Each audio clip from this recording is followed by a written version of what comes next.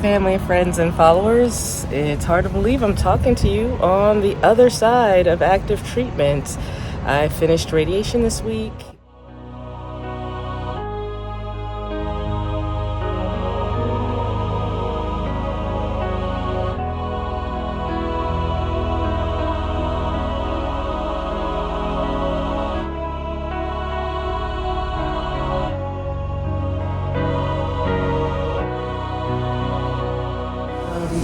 Thank you, Lord, for this opportunity for us to be together on my last radiation day. Thank you for taking me through cancer treatment. Thank you for bringing me to this through this last active phase of treatment.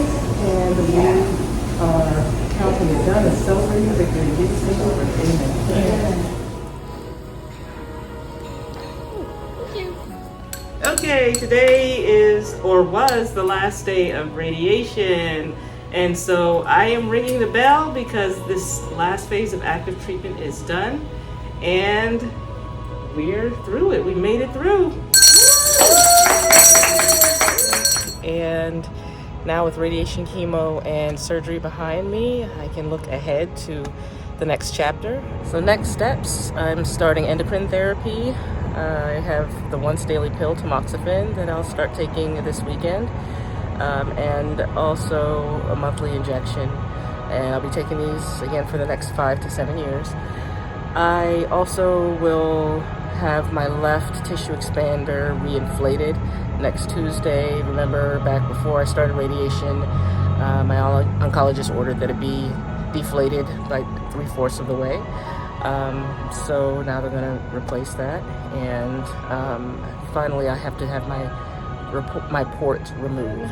I have reconstructive surgery next year, sometime between February and early summer, so we'll see where we land with that. But in the meantime, this is just a time for rest, recuperation, restoration, and healing from the active phase of treatment.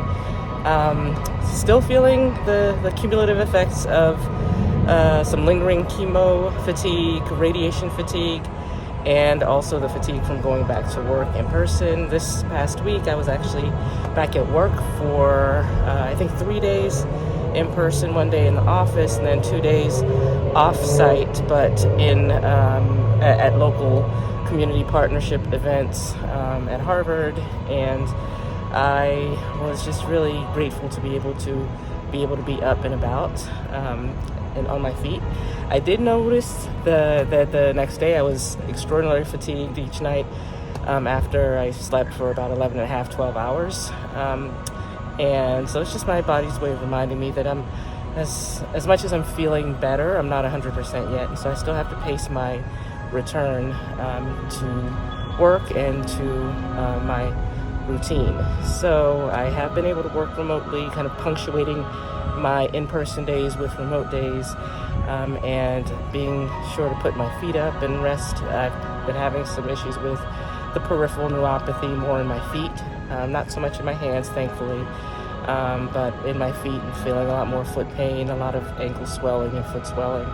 And so how am I feeling? Emotionally and mentally, feeling grateful to be alive and to be finally feeling human again. Also feeling just emotionally drained. There's been a lot. I feel battle weary. Like I've been through it. Been through the storm, and I've come out on the other end. And while I'm grateful, I am also exhausted. Physically, feeling very fatigued. A lot of aches and pains that I'm noticing. In addition to the edema, swelling. Also, I noticed what initially was radiation irritation, itching, turned out this week to morph into a radiation burn in my armpit. So that's not been pleasant, but I have some prescription strength ointments and things that have been giving some relief. Just more reminders that healing is a process and it's not just the destination. The Dean of Harvard Graduate School of Education, my alma mater, also invited me this week to attend the Dean's Welcome event.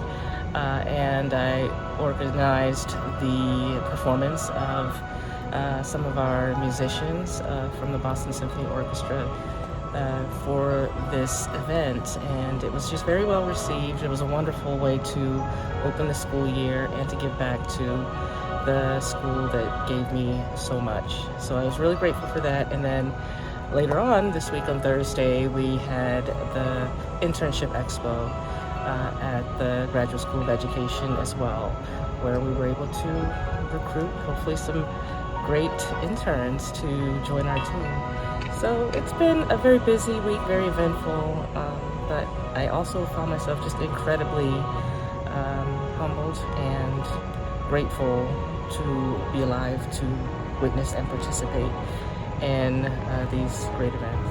I also moved my college freshman into her dorm.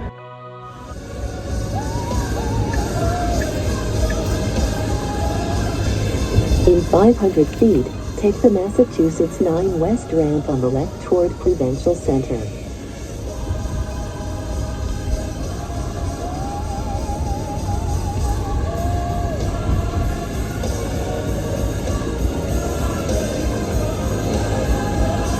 Now take the Massachusetts 9 West ramp on the left.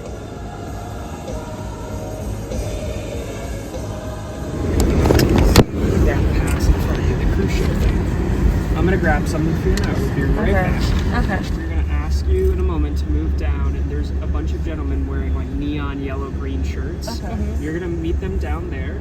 They're gonna ask for those stickers. They're gonna stick those to a bin. Okay. They're gonna ask you to move, open up the car, unload everything out of the car for you, actually bring it upstairs for you. Oh, okay. That's gonna indicate where they're bringing it. You're gonna go into the residence hall, grab your keys. You're gonna need to show them the Husky ID card then. Okay. Meet your belongings upstairs, and then we just need someone to bring the car to Columbus Park. Look at this. Red pom-poms. I know, they're moving stuff for you at first. Hi, I'm good. Yeah, she has her label. Okay. Excellent, thank you. Turn right here, keep straight.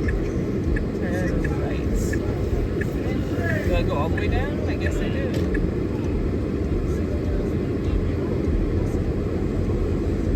Oh, they got this down to science. Okay, good to tell her.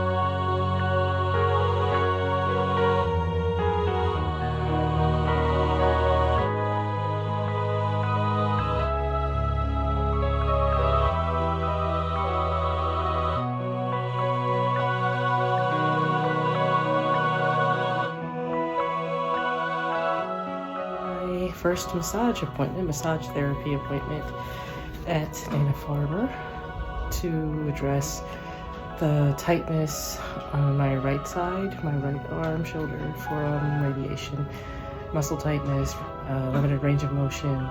It's kind of complementary to physical therapy and acupuncture, so it's one of the integrative therapies is what they call it here. So.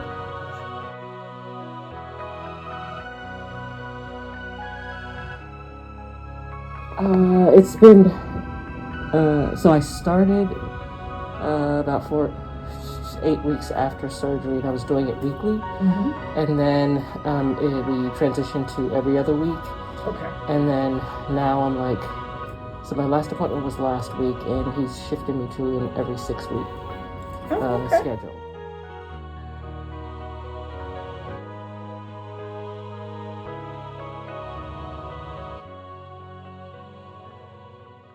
What they usually do is bring me in, they do a quick survey, if you will, or evaluation of my symptoms for hot flashes, symptoms for neuropathy, rating it on a scale of 1 to 10. And then today they also had me rate my fatigue because I'm still dealing with a lot of radiation fatigue. It's really cumulative at the end of radiation. And then they proceed to determine which acupressure points and then insert the needles all over.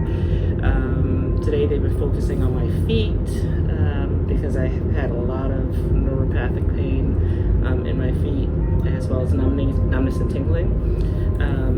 Hands, wrists, legs, ears, head, and they also put electrodes in my head as well as in my ears to address some of the hot flashes, since a lot of that's neurological, and they wanted to connect with the nerves there.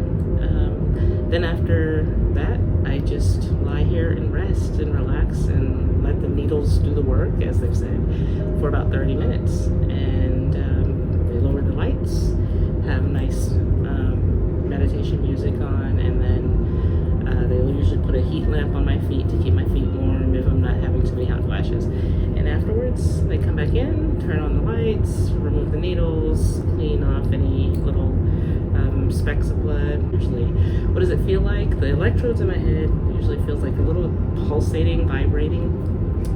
The needles, I do feel when they put them in. Usually they don't hurt, they just feel like a little pinprick or a little pinch. The ones on the bottom of my feet, though, I felt those today, they were painful. But it just lasted a brief second, and then I was able to tolerate having the needles in my feet for the entire session.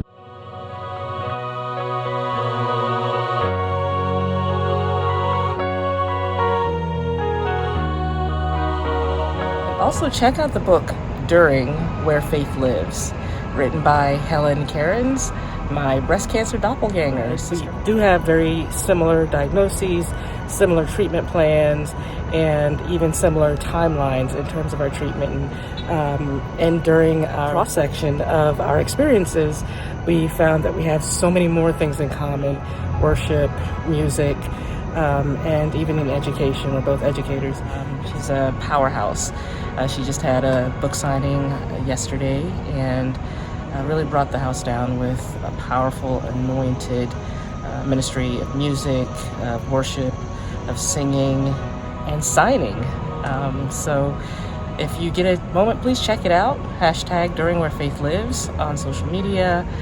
Book is available for purchase on Amazon, and also get the companion journal set. If you want some encouragement during your most difficult seasons, check out this book.